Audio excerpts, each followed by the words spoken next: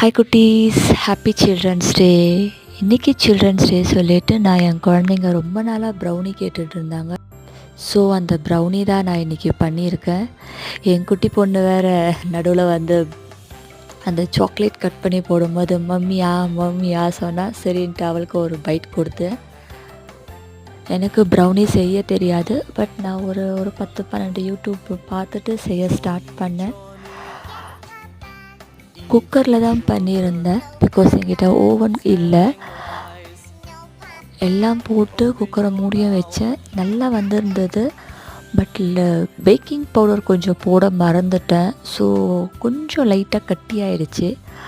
மற்றபடி அது சூப்பராக தான் இருந்துச்சு. என் பசங்களுக்கு ரொம்ப பிடிச்சிருந்துச்சு. அது ப்ரௌனி மாதிரி வரல, கேக் மாதிரி வந்துடுச்சு. தேங்க்யூ ஃபார் வாட்சிங்.